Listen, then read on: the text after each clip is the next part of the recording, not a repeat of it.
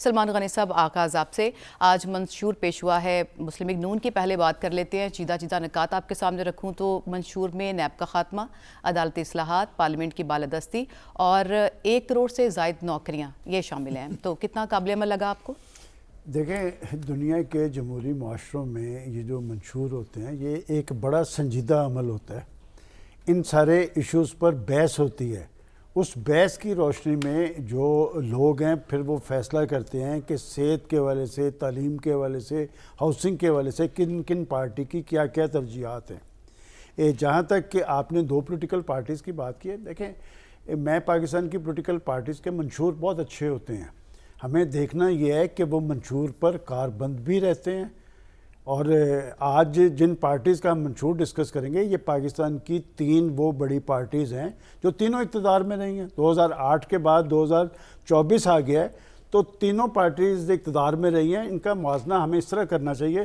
دیکھیں، نون لیگ جو ہے وہ نواز شریف کی حکومتوں کے ماڈل کو ہی آگے بڑھانا چاہتی ہے. اور نواز شریف صاحب کی آپ سیاست کے حوالے سے 2 آراء ضرور ہے، لیکن ان کا اپنا ایک پہچان تھی کہ وہ ڈیولپمنٹ کے منصوبوں کی بات کرتے تھے. انفراسٹرکچر پر ان کی نظر تھی، یا خاص طور پہ ہسپتالوں کے اندر جو ادویات کی فراہمی، یہ سارے معاملات انڈر پاسز تھے. وہ آج بھی اسی پہ کاربند ہیں. وہ یہ سمجھتے ہیں کہ جی یہ انفراسٹرکچر بنا کر اور ان منصوبوں کے ذریعے پاکستان کے اندر روزگار بھی فراہم کیا جائے گا اور آگے کی طرف چلا بھی جائے گا. اسی طرح اگر پیپلز پارٹی کا دیکھیں تو وہ ماضی کے اندر ذوالفقار علی بھٹو صاحب روٹی کپڑا اور مکان، اور وہ اپنی سیاست کا محور عام آدمی کو قرار دیتے تھے.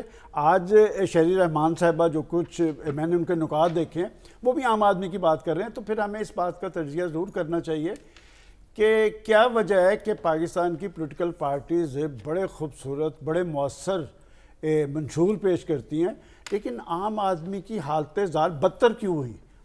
بہتر تو دور کی بات ہے کہ بدتر کیوں ہوئی. اور جو جہاں برس اقتدار تھا، البتہ نواز شریف صاحب نے دیکھے منشور کو ٹچ نہیں کیا.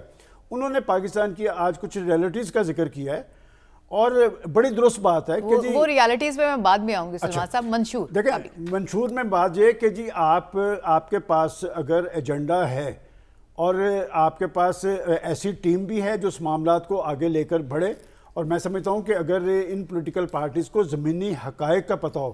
دیکھیں، نون لیگ نے آج، میں یہ سوچ کے گیا تھا کہ میں یہ پوچھوں گا کہ جناب اتنی تاخیر کیوں ہوئی. اس کا مطلب ان کو بھی پتہ تھا. وہ عرفان صدیقی صاحب نے کہا جی کہ آج صبح تک اس میں ترامیم ہوتی رہی.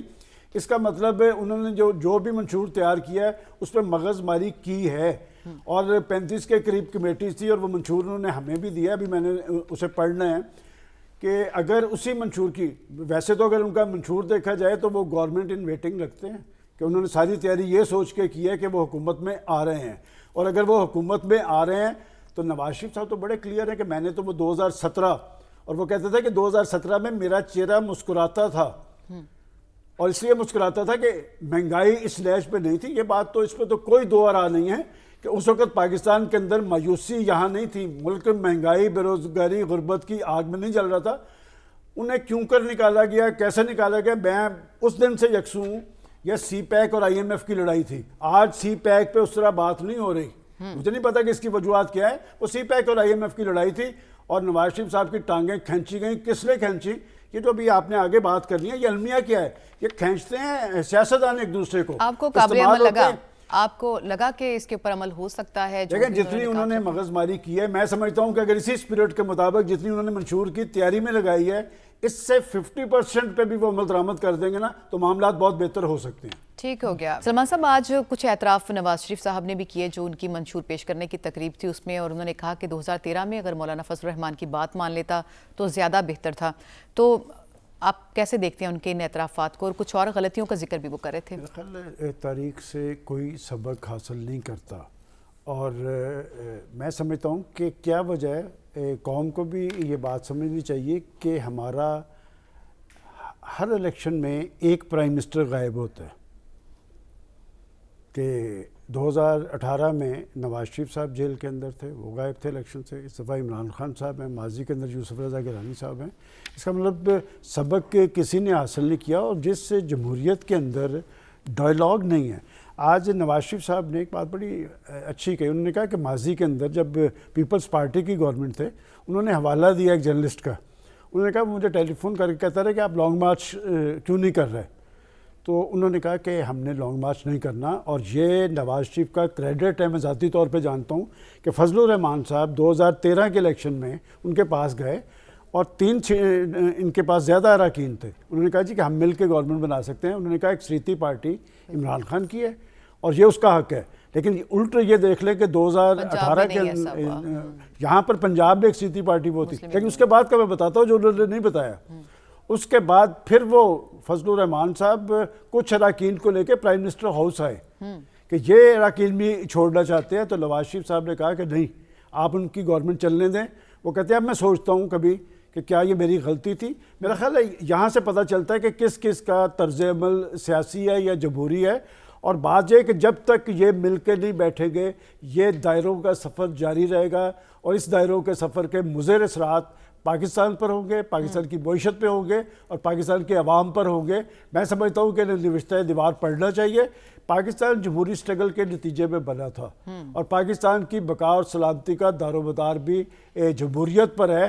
جب تک پاکستان کی سیاسی لیڈرشپ جمہوری طرز عمل اختیار نہیں کرے گی, یہ گالی گلوچ, یہ الزام تراشیوں کا سلسلہ, ان میں ان کی عزت و تکریم نہیں رہی.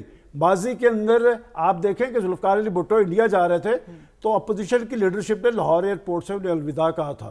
اس کے بعد اے پی ایس کا واقعہ دیکھ لے, سی پیک کا عمل دیکھ لے, نواز شریف صاحب نے سب کو اکٹھا کیا تھا. مناظرہ کر لینا چاہیے. آخر کیا وجہ ہے کہ دیکھیں میں نہیں سمجھتا کسی بھی طبقے کے اندر جو اختلاف ہوتا ہے نا, یہ دنیا کے بڑے بڑے ملکوں نے بیٹھ کے اپنی چیزیں طے کر لی, یہاں پر ڈیڈ لاک ہے. یہ ایک خاص مائنڈ سیٹ ہے. ضمنی ایک سوال سلمان صاحب اجازت دیجئے کہ بلاول پھر بھٹو کا جو چیلنج ہے مناظرے کا وہ قبول کر لینا چاہیے نواز شریف کس زبان میں کریں گے. اور میرا خیال ہے کہ میں نے کل بھی کہا تھا کہ اس پارٹی میں فیصلہ سازی کا اختیار آصف علی زرداری صاحب کو ہے, وہ خاموش ہیں. اور میں کہتا ہوں کہ بلاول صاحب اس طرح کے اعتراض کرنے کی بجائے جو کام نواز شریف صاحب اور بے نظیر بھٹو صاحبہ نے آپس میں کیا تھا نا, وہ چارٹر آف ڈیموکریسی, اور پھر اس کی اسپرٹ کو کس نے زائل کیا. میں یہ بھی کہتا ہوں کہ چارٹر آف ڈیموکریسی, مجھے یاد ہے کہ کاف لیگ کے سربراہ چودھری شجاعت حسین تھے اس وقت, وہ حکمران پارٹی تھی. انہوں نے کہا تھا کہ چارٹر بڑا درست ہوا ہے. تو چارٹر آف ڈیموکریسی کی بھی ضرورت ہے, چارٹر آف اکانومی کی بھی ضرورت ہے, لیکن کرنا سیاستدانوں نے ہے. اس مائنڈ سیٹ کا کلا کما کرنا پڑے گا جو یہ گالی گلوچ کو رواج دیتا ہے, جو الزام تراشی کو رواج دیتا ہے. اس نے پاکستان میں سیاست کو بھی کمزور کیا ہے اور جمہوریت بھی پاکستان میں ڈیلیور نہیں کر پا رہی. ٹھیک ہو گیا.